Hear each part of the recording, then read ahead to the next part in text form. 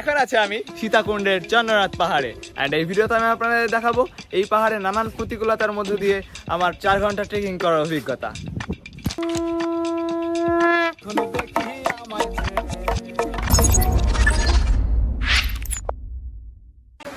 Hey guys, আসসালামু আলাইকুম। আশা করি সবাই ভালো আছেন অ্যান্ড আমার পিছনে এটি দেখে বুঝতে পারছেন আমি এখন দাঁড়িয়ে আছি সীতাকুণ্ড রেলওয়ে স্টেশন অ্যান্ড সীতাকুণ্ডে আমার আজকে ফার্স্ট ডে, জীবনের প্রথম, এবং আমার সাথে আছে আজকে আমার বন্ধু জিনেদিন জিদান। তো 20 ঘন্টা জার্নির পরে এখন দাঁড়িয়ে আছি আমরা সীতাকুণ্ড স্টেশনে অ্যান্ড এই জার্নিটি ছিল আমাদের খুবই দুর্দান্ত অভিজ্ঞতাপূর্ণ।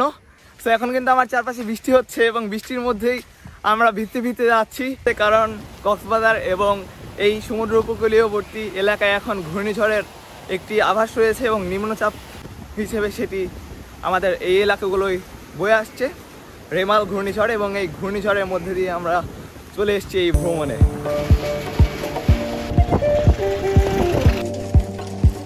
তো আমরা এখন চন্দ্রনাথ পাহাড়ের নিচে এসে থেমে গেছি এবং এখান থেকে আমাদের পুরো যাত্রাপথটি হেঁটে যেতে হবে এবং আমরা এখান থেকে কিছু লাঠি নিয়ে নেব, যেটা ঐতিহ্যবাহী লাঠি, যেখানে ট্রেকিং করতে গেলে এই লাঠির ব্যবহৃত হয়। যদিও এখানে তেমন একটা ইউজ হয় না, কিন্তু ঐতিহ্যর খাতিরে আমরা এগুলো নিয়ে যাব। তো এইগুলা বেতের, তাই না? বাঁশের? কি বাঁশ এগুলো? হ্যাঁ, মনির বাঁশ, বেশ সুন্দর এবং খুবই পাতলা। তো এইগুলো আমরা 10 টাকা দিয়ে রেন্ট নিয়ে নেব, যদিও সেইগুলো আমরা ফেরত দিব একটু পরে এসেই।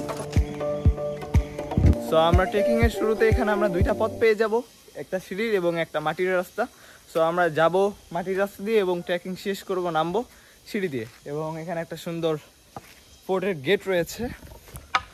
সো প্রথমে আমরা শেষ, এবং যারা নামছে নিচে তাদের আমরা দেখতে পাচ্ছি খুবই ক্লান্ত, নাজেহাল অবস্থায়।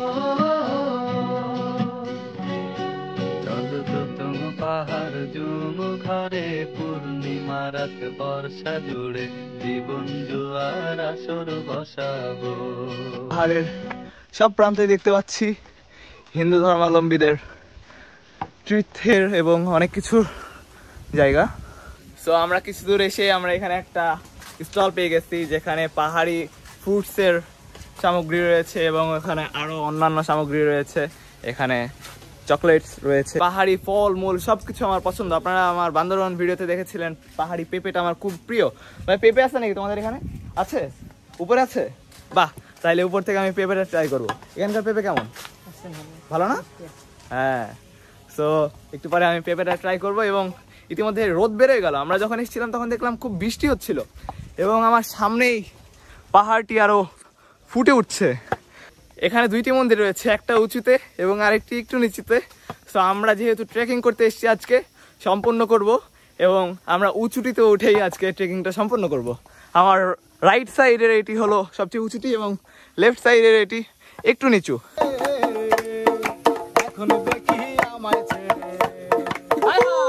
জিদানের মতো মহিষ দিয়ে তৈরি একটি মহিষের হাড়ের লকেট সে নিতে যাচ্ছে এবং গুরু এটা দাম বলছে 200 টাকা।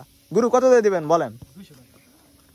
200 টাকায় তো হচ্ছে না, একটু কম করে। অনেক পরিশ্রম করা লাগে। তো জিদান যেহেতু নিউ মার্কেটের মতো জায়গায় দাম দর করতে পারে, তো সেখানে গুরুর সাথে এসব দাম দর শুরু করছে, তাই না গুরু? চলো তো তুম পাহাড় জুম ঘরে পূর্ণিমা রাত বর্ষা জুড়ে জীবন জোয়ার আসর বসা। তো এই পাহাড়ের উপরে একটা মজার কাহিনী হলো, আমরা পানির বোতল নিয়ে হাঁটতেছিলাম এবং এই ব্যাকগ্রাউন্ডটাকে কাজে লেগে আমরা ছবি তুলছিলাম আমাদের, এবং এখান দিয়ে অনেক ছেলেপিলে ট্রেকিং শেষ করে তারা নিচে ফিরছিল। তারা আমাদের বোতলটা নিয়ে চলে গেছে। মানে এই পাহাড়ে এসেও আমাদের শান্তিতে একটু ছবি তোলার বা কিছু করার জায়গা নেই। আমার পিছনেই সেই পাহাড়, কাঙ্ক্ষিত পাহাড়, এটা দ্বিতীয় উচ্চ এবং আমার সামনে এটা সর্বোচ্চ। আপনিও ট্রেকিং করছেন? তো চাচা এই বয়সে এই পাহাড় যদি ট্রেকিং করতে পারে তাহলে আমাদের সবার অবশ্যই পারা উচিত। এরকম খারাপ পথ আমার লাইফে আজকে প্রথম। তো এই ট্রেকিংটা সারতে হবে এবং আমার লেফট সাইডে সবচেয়ে বেস্ট একটা ভিউ পাওয়া যাচ্ছে, পুরো সীতাকুণ্ড দেখা যাচ্ছে। তো এত খারাপ পথ, মানে যাওয়ার মতো না। আমার সামনে দিয়ে আরেকটি খুবই সুন্দর এবং খুবই ভয়ানক একটি রাস্তা শুরু হতে যাচ্ছে, যেটা একটা পাহাড় ঘিসে রাস্তা এবং এখানে বেশিরভাগই ল্যান্ডস্লাইডিং হয়েছে এবং এখান দিয়ে একটা বড় খাদ রয়েছে যার কারণে এভাবে বাঁশ দিয়ে ঘেরা। আমার লেফট সাইডে মেবি ল্যান্ডস্লাইডিং হয়েছিল, জায়গাটি পুরো ধসে যাওয়া এবং পাহাড় ধসের এই শঙ্কা রয়েছে এখন, কারণ এখন ঘূর্ণিঝড়ের সময়। খুবই সাবধানে উঠতে হবে আমাদের। পুরো খাদ রোডটি।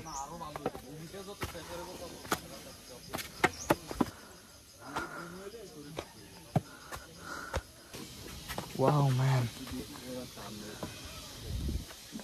বাহ, এদের কত এনার্জি। আমরা খালি হাতে সামান্য একটা ব্যাগ নিয়ে হাঁটতে পারছি না, আর উনি 3টা বা 2টা কাঁঠাল নিয়ে চলে যাচ্ছে নিচে। ওয়াও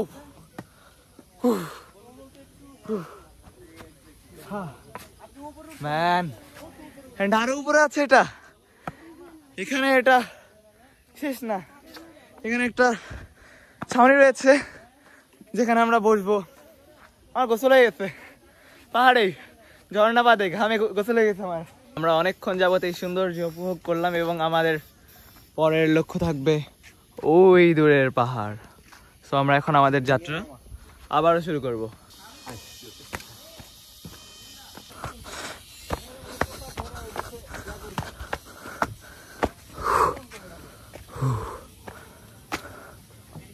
আমরা হাঁপায় আছি, তার মূল কারণ আমরা মাঝে মাঝে অনেক জোরে স্পিডে যাচ্ছি এবং এই কারণে আমরা মূলত হাঁপায় যাচ্ছি এবং এখন তো ঠিক মতো কথা বলতে পারছি না আমি।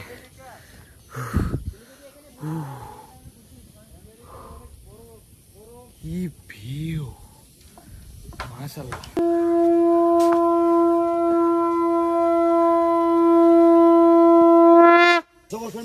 Mind blowing. Wow.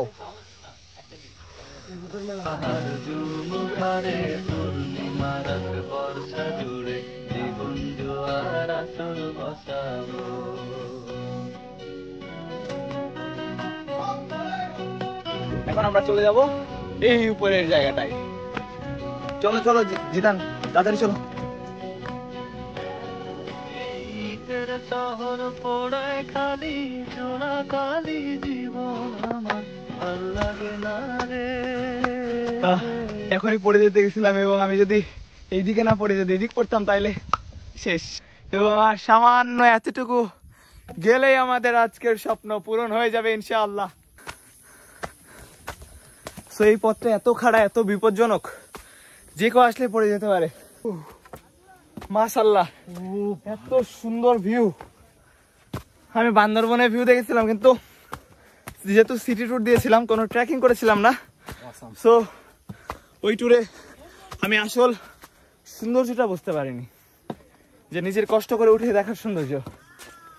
এখানে আমরা বুঝতে পারছি এবং আমার ক্যামেরা ধরারও কোনো শক্তি নেই। আসলে এতটা টায়ার্ড, আমায় দেখে বুঝতে পারছেন আমার গেঞ্জি পোলো শার্ট পুরো ভিজে গেছে। পাহাড়ে ওঠার সাথে সাথে এখানে বৃষ্টি শুরু হয়ে গেছে এবং আমার পিছনেই সেই সর্বোচ্চ উচ্চতায় সেই মন্দিরটি। এখানে বৃষ্টি শুরু হয়ে গেছে, হালকা হালকা বৃষ্টি পড়ছে এবং যেহেতু ঘূর্ণিঝড়ের আশঙ্কা রয়েছে, ঘূর্ণিঝড় হবে। আমাদের রাইট সাইডে রয়েছে সমুদ্র, খুবই একটা গর্জনের শব্দ শোনা যাচ্ছে সমুদ্রের, এবং লেফট সাইডের সেই জোস ভিউ। এখান থেকে 360 ডিগ্রি একটা সুন্দর ভিউ পেয়ে যাচ্ছি আমরা। আর সমুদ্রের সেই গর্জনের সাউন্ডটা আমরা শুনতে পাচ্ছি, কি ভয়ঙ্কর। কিন্তু যেহেতু মাইক্রোফোনের অত পাওয়ার নেই, তো শোনা যাচ্ছে না। খুবই শান্তির একটা বাতাস বইছে চারিদিক দিয়ে এবং আমার সামনে রয়েছে একটা জোস ভিউ। মাশাআল্লাহ মাশাআল্লাহ মাশাআল্লাহ মাশাআল্লাহ মাশাআল্লাহ, এত সুন্দর ভিউ। ঘন্টা ট্রাভেল করি এই ভিউ দেখতে এসেছি। আমরা 20 ঘন্টা ট্রাভেল করেছি, আবারও বলি 20 ঘন্টা ট্রেনে ট্রাভেল করেছি। দেন আমরা এখানে পৌঁছাইছি, আঙ্কেলের বাসায় গেছি, 1 ঘন্টা ব্রেকফাস্ট করেছি, দেন চলে এসেছি একমাত্র এই পাহাড়ের টানে।